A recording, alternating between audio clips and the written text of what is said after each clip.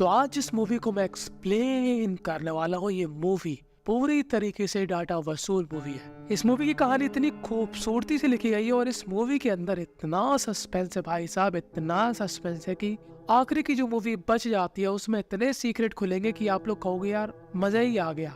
और मूवी का नाम भी यही कहीं लिख कर आ रहा होगा। खैर बिना समय गवाए डायरेक्ट करते हैं इस मूवी को स्टार्ट। तो मूवी स्टार्ट होती है जहाँ पर हमको दो बच्चे दिखाए जाते हैं। इस लड़की का नाम होता है शैलू और इस लड़के का नाम होता है रवि। रवि और शैलू काफी अच्छे दोस्त हैं। अगर शैलू को कुछ भी चाहिए रवि तुरंत उसके लिए वो चीज प्रस्तुत कर देता है। यानी कि भाई को बचपन में ही बचपन का प्यार मिल चुका है और रवि शैलू के खाने के लिए आम से लेकर शैलू को परेशान करने वाले की कम तक सब तोड़ सकता है। इतना वो उसको पसंद करता है और शैलू भी उसको पसंद करती है। पर शैलू के घर में काफी समस्या है। दरअसल शैलू की माताजी मर चुकी थी और शैलू के पिताजी ने दूसरी शादी कर ली और दूसरी माँ तो हम सभी को मालूम साक्षात शैतान का रूप। तो वो शैलू को बिल्कुल भी पसंद नहीं करती और शैलू के पिताजी और शैलू की सौतेली माता यही चाहती है कि जो शैलू के नाम पर जमीन है वो जमीन वो इनको दे दे और बदले में ये दोनों उसकी केयर करेंगे, क्योंकि अभी शैलू की केयर करती है शैलू की दादी माँ। और शैलू की जिंदगी में बस यही पंचायत है और शैलू यहाँ से चली जाती है कि तभी यहाँ पर रवि के पापा आ जाते हैं और रवि यहाँ से भाग जाता है। पर रवि के पिताजी शैलू से काफी प्यार से बात करते हैं, पर ये वाला प्यार नहीं होता, केयर वाला। ये प्यार वैसा ही होता है जैसे कि हम लोग क्राइम पेट्रोल, सावधान इंडिया के जो ठरकी लोग होते हैं उनमें देखते हैं। और अगले ही शाम इसी आदमी यानी कि रवि के पिताजी के घर में आग लग जाती है और रवि के साथ साथ उसके पिताजी का हो जाता है राम नाम सत्य। और इस घटना को देखकर सबसे ज्यादा दुखी होती है शैलू, क्योंकि उसके बचपन का प्यार अब राख में मिल चुका था। खैर अब इस घटना को बीते हुए हो जाते हैं 10 साल। खैर अब इस 10 साल में इस गांव के अंदर काफी घटनाएं घट चुकी हैं जो कि हमको आगे मालूम चलेंगी। अब इस गांव में ये दो आदमी मस्ती में चलते हुए आ रहे होते हैं। इस मोटे का नाम होता है काशी और उसके साथ ही अंधा आदमी होता है जिसको हम बुलाएंगे पप्पू। तो ये लोग क्या देखते हैं कि गांव के एक घर की दीवार के पास काफी भीड़ जमा है और जैसे लोग उसके करीब जाते हैं ये लोग क्या देखते हैं कि इस दीवार पर कुछ लिखा हुआ है और अब काशी यहाँ पर पढ़ के सुनाता है। अब देखो इस मूवी के अंदर जो कैरेक्टर के नेम है वो काफी बड़े और अटपटे से हैं, इसलिए मैं इस मूवी के कुछ कैरेक्टर के नेम अपने हिसाब से रखूंगा ताकि आप लोगों को आसानी हो समझने में। मतलब आप लोग देख रहे हो मुझे आपकी कितनी परवाह है। तो यार इतनी परवाह यार कौन करता है आज के जमाने में, यार एक सब्सक्राइब कर दो ना। खैर काशी सबको पढ़ के सुनाता है कि गांव की रानी और राम प्रकाश के बीच में चक्कर चल रहा था और पास में ही रानी का पति खड़ा होता है और वो काफी गुस्से में आ जाता है और कहता है कि आज मैं अपनी बीवी को निपटा ही दूंगा। पर तब ये लोग क्या देखते हैं कि वो दोनों ही पहले से ही निपट चुके हैं। जी हाँ, इन दोनों की ही मौत हो चुकी है और तभी इस भीड़ के बीच में से एक महिला आती है और यहाँ पर ये बुढ़ा कहता है अबे तू कहाँ जा रही है, सब्र कर ले। तभी ये महिला इस बुड्ढे के मुंह पर खींच के एक चांटा मारती है और कहती है कि मैं इस इलाके की नई एसआई हूँ। अब एसआई कहती है कि यार ये तो मर्डर वगैरह लग रहा है, पोस्टमार्टम होगा। तभी गांव के लोग कहते हैं कि अबे तू कौन होती है, पहले लैंडलॉर्ड को आने दे, यहाँ के वो फैसला लेगा। और लैंडलॉर्ड का नाम होता है प्रकाश और प्रकाश की बीवी का नाम होता है राजेश्वरी। अब एक तरफ प्रकाश जो कि काफी गुस्सैल आदमी होता है और काफी ज्यादा खुन्नस में रहता है हर समय कि उसके पिता ने आखिर क्यों इन गांव वालों को अपनी जमीन देती रहने के लिए, और दूसरी तरफ उसकी बीवी जो कि काफी कोमल स्वभाव की होती है, कुछ ज्यादा ही कोमल। पर इस मूवी की कहानी ना इतनी आसान नहीं है जितनी अभी चाह रही है। आखिर में ऐसा मजा आएगा ना भाई साहब, तुम लोग भी कहोगे यार ऐसी ही मूवी और चाहिए। खैर अब प्रकाश यहाँ पर नशे की हालत में इस भीड़ के पास जाता है और ऐसा ही से कहता है कि तुमने जहर खाया है, यानी कि तुमने आत्महत्या करी है, पोस्टमार्टम की कोई जरूरत नहीं है, तुम्हारा काम हो गया, जाओ यहाँ से। मतलब सीधी सीधी बात है कि यहाँ पर प्रकाश का होता है रौला। अब प्रकाश ने जो कह दिया सो कह दिया, वो चीज हो गई पत्थर की लकीर। चाहे एसआई आए, चाहे कमिश्नर आए, चाहे कोई भी आए, गांव वाले बात मानेंगे सिर्फ प्रकाश की। अब इस घटना के बाद गांव में थोड़ा डर का माहौल था, पर काशी को घंटा फर्क नहीं पड़ता। काशी का मिशन सिर्फ एक ही है, उसको बस करना है लौंडियाबाजी, जो कि इस समय चालू थी इस महिला के साथ जिसका नाम होता है नागमणि। पर नागमणि उसको भाव नहीं देती क्योंकि नागमणि का किसी और से चक्कर चल रहा था जो कि था मुंशी। अब यहाँ से सीन शिफ्ट होता है और हमको दिखाया जाता है एक आदमी। ये आदमी दरअसल होता है एक डॉक्टर जो कि काफी अच्छा इंसान होता है, जो कि लोगों की मदद करता है। अगर किसी के पास पैसे नहीं है तो वो उनको पैसे देता है, इलाज भी करता है, मतलब एक सज्जन इंसान होता है। और कुछ दिनों बाद इस गांव में एक शादी होती है जहाँ पर ये फोटोग्राफर जिसका नाम होता है शिवा, शिवा के बारे में मैं आपको पहले बताना भूल गया। जब वो दो लोगों की डेथ हुई थी तब शिवा वहाँ पर फोटो खींच रहा था और आज भी शिवा यहाँ पर फोटो खींच रहा है क्योंकि वो एक फोटोग्राफर है। अब इस गांव में कुछ दिनों के बाद एक काफी बड़ा मेला लगने वाला था जिसके लिए पुजारी प्रकाश के घर में चंदा मांगने आता है। पर प्रकाश कहता है तेरी बहन की निकल यहाँ से। पर प्रकाश की बीवी राजेश्वरी देवी कहती है अरे आप खाली हाथ मत जाइए, मैं हूँ ना, मैं आपको चंदा देती हूँ, आप लोग धूमधाम से मेले का आयोजन कीजिए। और यहाँ पर मस्त धूमधाम से मेला मनाया जाता है कि तभी मेला खत्म होने के बाद जो अगला मंगलवार पड़ता है उस मंगलवार को वही सेम घटना होती है जो कि कुछ दिनों पहले हुई थी। एक दीवार में लिखा होता है कि गांव की नागमणि का मुंशी के साथ अफेयर है और अब पूरा गांव दोनों को ढूंढने लगता है और वो लोग क्या देखते हैं कि इन दोनों को किसी ने पेड़ से लटका दिया है। और तभी यहाँ पर आती है एसआई। अब गांव के लोग एसआई से चिढ़ते थे क्योंकि वो नहीं चाहते थे कि किसी भी गांव के इंसान का पोस्टमार्टम हुए क्योंकि ये लोग इस चीज को एज आ मतलब एक बेइज्जती टाइप के मानते थे। और तभी यहाँ पर आता है प्रकाश। पर आज थी एसआई पूरी फॉर्म में। वो कहती है अबे ध्यान से सुन, यहाँ कहीं आसपास सीढ़ी नहीं लगी है, मतलब आत्महत्या तो है नहीं, किसी ने इनको पहले मारा है फिर लाकर इनको ऊपर टांगा है। तो अब मैं चाहती हूँ कि जो भी घटना हुई है उसमें तू अपनी टांग बिल्कुल भी मत अड़ाए। मैं इन दोनों का पोस्टमार्टम कराऊंगी और जो भी इन सब के पीछे है उसको सजा मिलेगी। और प्रकाश भी यहाँ पर साथ रह जाता है क्योंकि एसआई जो बोल रही थी वो एकदम सही बोल रही थी। पर हमारे साथ साथ एसआई, प्रकाश और इन सभी गाँव वालों को नहीं मालूम था कि आखिर ये सब कौन कर रहा है और क्यों कर रहा है। कि तभी गांव वाले एक बात नोटिस करते हैं कि जो भी कत्ल हुए हैं वो मंगलवार के दिन हुए हैं और ये लोग फैसला लेते हैं कि जो अगला मंगलवार पड़ेगा उसमें सभी लोग चौकन्ना रहेंगे, गांव के चारों तरफ चौकीदारी करेंगे और उस व्यक्ति को पकड़ेंगे जो कि हमारे चामोदरा। और अब हमारा पप्पू अनाउंस कर देता है कि सुनो सुनो सुनो, सभी गाँव वाले सावधान हो जाए। जो व्यक्ति घर की दाल बाटी छोड़ के बाहर चिकन चबा रहे हैं वही ऊपर जा रहे हैं, तो अपनी भावनाओं पे करो नियंत्रण और किसी के साथ भी बाहर चक्कर न चलाए।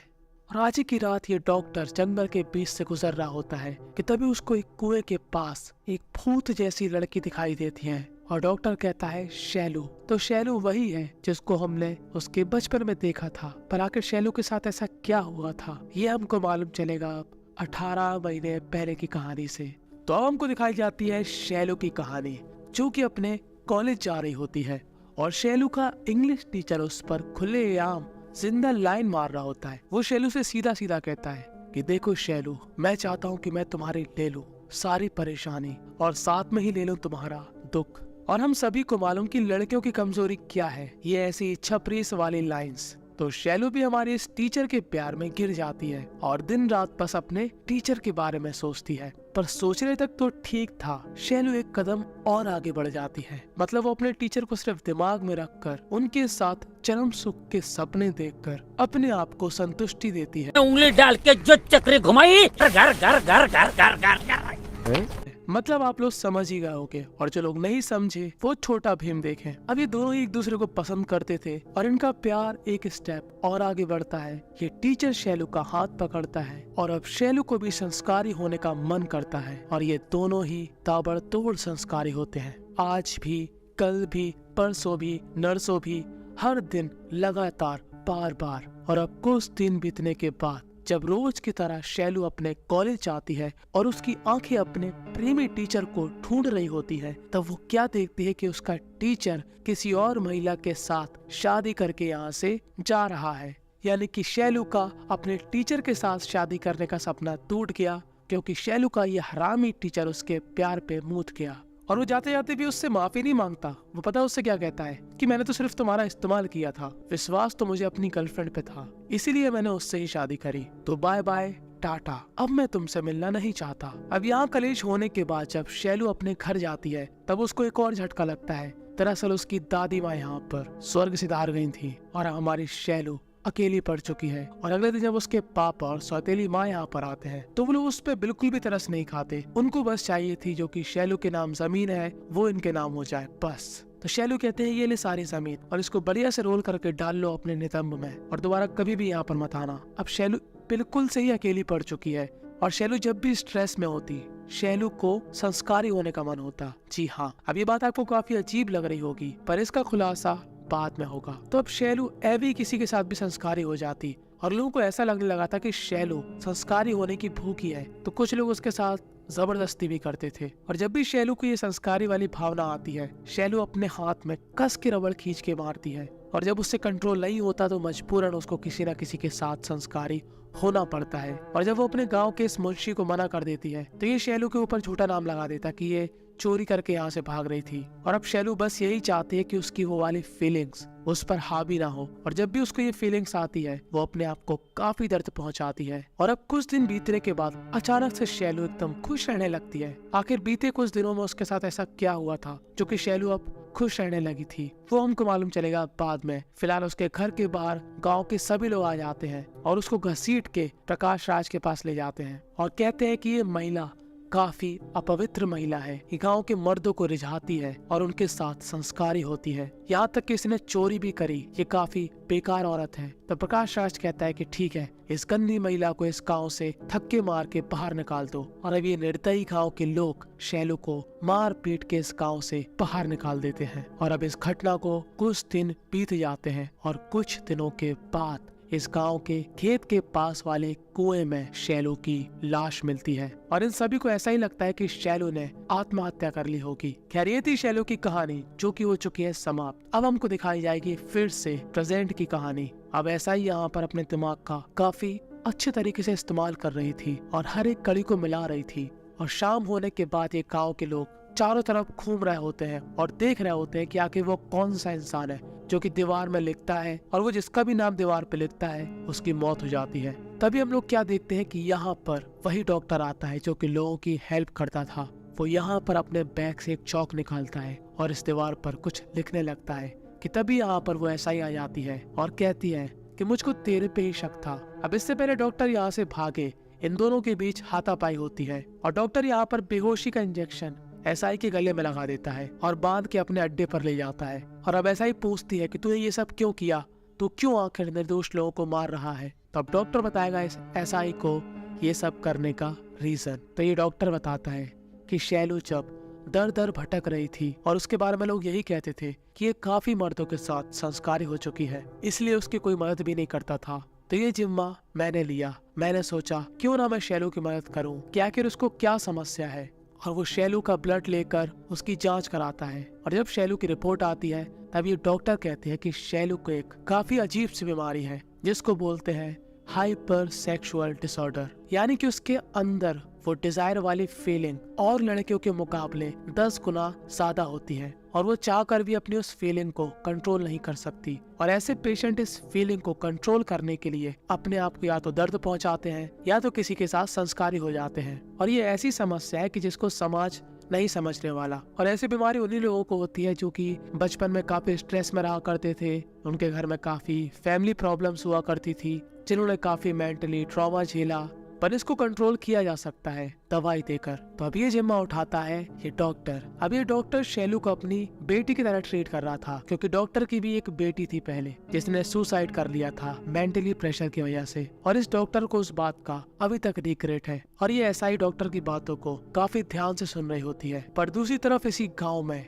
जो फोटोग्राफर था जिसका नाम था शिवा, उस पर एक अनजान सा आदमी हमला कर देता है जो कि देवी माँ का मास्क पहना हुआ था। अब शिवा इस आदमी को अच्छी तरीके से घायल कर देता है, पर यह आदमी काफी स्ट्रॉन्ग था। ये एक बड़ा सा त्रिशूल लेकर शिवा के आर पार निकाल देता और शिवा की यहाँ पर ऑन द स्पॉट मौत हो जाती है। शिवा पूछता है कि तू कौन है और ये आदमी अपना मास्क हटा देता है और हमको समझ में नहीं आता कि आखिर ये कौन है और आखिर ये लोगों को क्यों मार रहा। अब ये डॉक्टर जो कि एसआई को बता रहा होता है कि वो शैलू को अपनी बेटी की तरह मानता था और वो यही चाहता था कि शैलू जल्दी से जल्दी शादी कर ले। पर ये डॉक्टर कहता है कि एक बंदा है जो तुम्हें किसी भी हाल में एक्सेप्ट करेगा, और तभी वो बंदा आता है। दरअसल ये होता है शैलू का बचपन का दोस्त रवि, जो कि शैलू को ऐसा लग रहा था कि जल के मर गया था। तो अब रवि बताता है कि उस दिन क्या हुआ था। दरअसल जो रवि के पिताजी थे वो शैलू के साथ गलत हरकत करने की कोशिश कर रहे थे और ये चीज रवि ने देख ली। और जब उसके पिताजी सो गए तब उसने गुस्से में आकर अपने पिताजी का सिर कमल के फूल की तरह खिला दिया और अपने घर को जला दिया। पर भागते समय उसका गाल भी जल गया और रवि गाँव के अंदर नहीं आना चाहता था,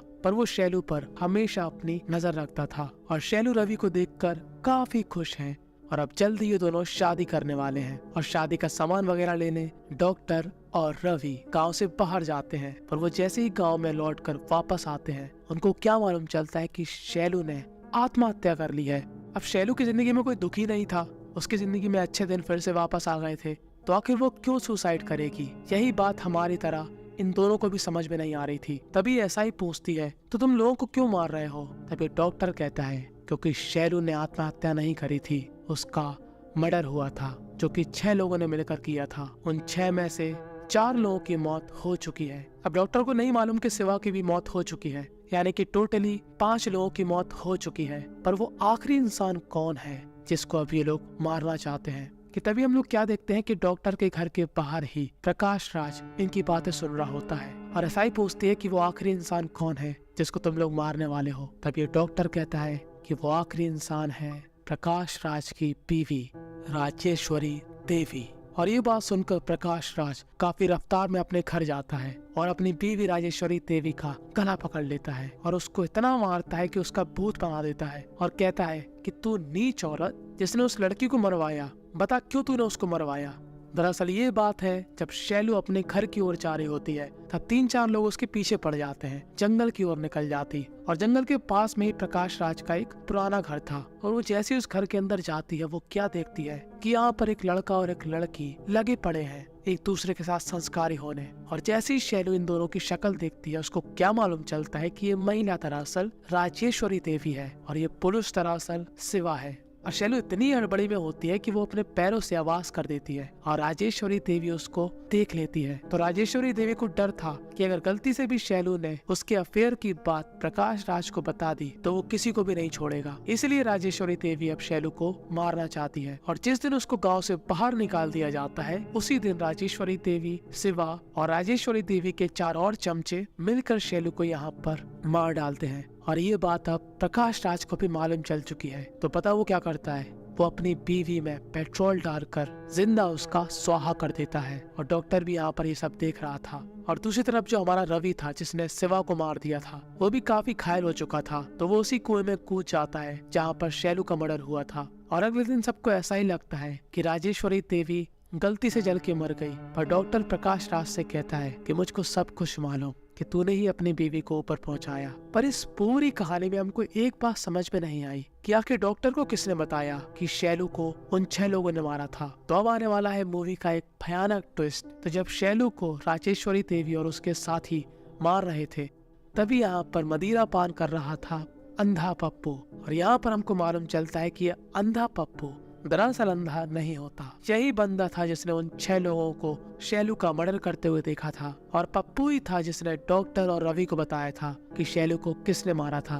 देखो पप्पू अंधा इसलिए बन के रहता था ताकि लोगों को उस पर तरस आए और फ्री में ही उसके खाने पीने की व्यवस्था हो जाए। और बस यहीं पर ये मूवी थी एंड हो जाती है। मुझे मालूम है कि ये वीडियो थोड़ी बड़ी बन चुकी है पर क्या करें यार, मूवी इतनी बेहतरीन थी। और अगर आपको सिर्फ साउथ की मूवी चाहिए तो उसके लिए आप मेरे एक दूसरे चैनल जिसका नाम है बोलो पर्सेस उसको भी सब्सक्राइब कर सकते हो। इस मूवी से हमको यही सीखने को मिला कि हमें किसी को जब तक गलत नहीं बोलना चाहिए जब तक हम उसके बारे में पूरी जानकारी नहीं रखते, और ना ही हमें किसी के खिलाफ अफवाह फैलानी चाहिए। तो यही थी आज की ज्ञान की बात। सेंधा नमक लगाकर